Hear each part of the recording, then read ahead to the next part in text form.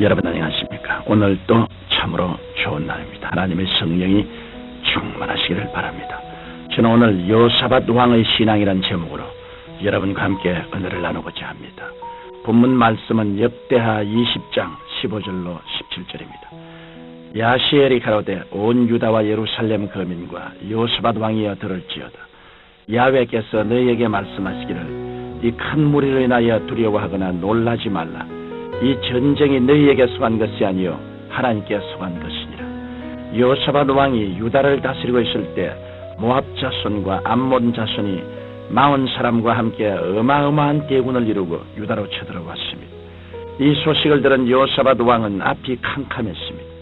유다는 그들과 대적할 만한 힘이 없었으므로 누가 봐도 유다 나라가 멸망하는 것은 시간 문제였습니다. 그러나 여호사밧 왕은 하루아침에 사태를 역전시키고 하나님께 영광 돌리는 대승리를 거두었습니다. 그 비결은 무엇이었을까요? 먼저 그는 전국에 금식령을 내리고 자신도 성전에서 금식하며 하나님께 기도했습니다. 성경 역대하 20장 3절로 4절에 여호사밧이 두려워하며 야훼께로 낯을 향하여 간구하고 온 유다 백성에게 금식하라 공포하며 유다 사람이 야훼께 도우심을 구하려 하여 유다 모든 성읍에서 모여와서 야훼께 간구하였더라고 했습니다. 우리 일상생활의 크고 작은 문제는 하나님께 기도하면 해결받습니다. 그러나 불시에 산더미 같은 극한 고난이 덮치면 그냥 기도할 것이 아니라 금식하고 부르시어 기도해야 하는 것입니다. 금식 기도가 다른 기도보다 더 효력이 있는 이유는 시험을 전피하고 목숨을 걸고 하는 기도이기 때문입니다. 자신을 겸비하게 낮춰서 살든지 죽든지 하나님만 찾고 그 뜻대로 맡기는 기도가 바로 금식 기도인 것입니다. 그러므로 금식하면서 전심전력으로 부르시면 하나님께서 신속히 응답해 주시는 것입니다. 더욱이 여호사밧 왕은 자기 혼자만 기도한 것이 아니라 전 국민에게 금식을 선포하고 그들과 함께 기도했습니다. 성경은 마태복음 18장 19절에 너희 중에 2사람이 땅에서 합심하여 무엇이든지 구하면 하늘에 계신 내 아버지께서 저희를 위하여 이루게 하시라고 말씀하셨습니다.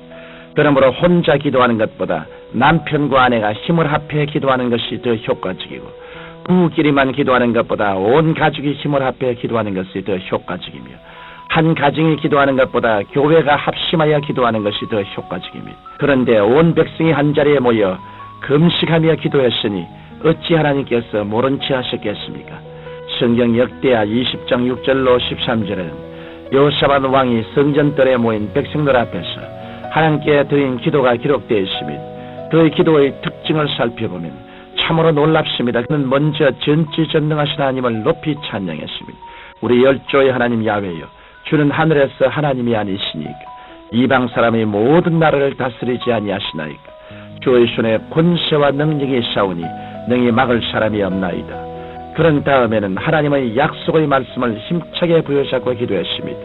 우리 하나님이시여, 전에 이 땅 거민을 주의 백성 이스라엘 앞에서 쫓아내시고 그 땅으로 주의 벗 아브라함의 자손에게 영영히 주지 아니하셨나이까.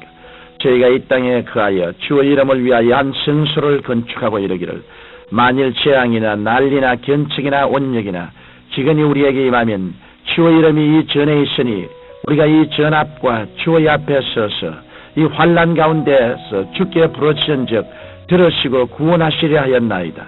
여호사밧 왕은 제하늘이 무너지고 이 땅이 꺼져도 1.1핵도 변치 않은 하나님의 약속의 말씀을 굳게 믿고 간구했던 것입니다. 어떤 여자 성도님이 피부병을 심하게 앓았습니다. 그 자매님은 다른 사람이 병 고침받은 간증을 하는 것을 듣고 그때부터 신유에 관한 성경 말씀을 전부 노트에 기록해서 집에서 직장에서 항상 읽고 묵상하며 기도했습니다. 그러나 어느 날 그 자매님의 마음속에 내 병은 나았다는 확신이 들면서 감사가 넘쳐났습니다. 바로 그 다음날 아침 자매님은 자신의 고질적인 피부병이 말끔히 고침받은 것을 발견했다고 합니다. 이러므로 우리도 눈에는 아무 증거 안 보이고 귀에는 아무 소리 안 들리고 손에는 잡히는 것 없어도 영원토록 살아계신 하나님의 말씀을 의지하고 굳세게 기도해야 하는 것입니다. 나아가 여호사밧 왕은 하나님의 응답이 임할 때까지 끈질기게 기도했습니다. 역대하 20장 12절로 13절에 보면 우리 하나님이여, 저희를 징벌하지 아니하시나이까. 우리를 치료하는 이 큰 무리를 우리가 대적할 능력이 없고 어떻게 할 줄도 알지 못하옵고 오직 주만 바라보나이다 하고 유다 모든 사람은 그 아내와 자녀와 어린 자로 더불어 야훼 앞에 섰더라고 기록하고 있습니다. 이렇게 왕과 모든 백성이 겸손하게 하나님만 바라보고 간절히 기도했을 때 하나님의 응답이 레위 사람 야실에게 임했습니다. 그는 다음과 같이 하나님의 말씀을 전했습니다.